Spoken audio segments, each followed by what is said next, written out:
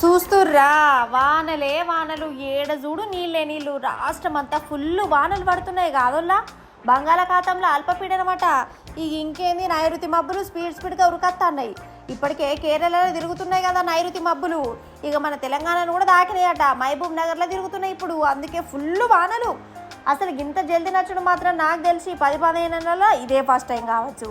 ఇక ఈ వాన ఏబట్టి హైదరాబాద్ పట్టణం చేరటం అయింది.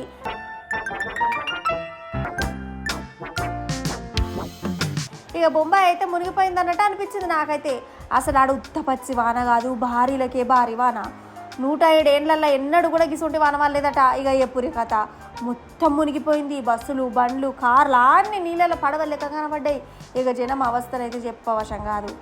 ఇగో ఈ మెట్రో రైల్ స్టేషన్ చూడు ఎట్లయిపోయిందో. పట్నం అంతా ఆగమాగం అడవడిది.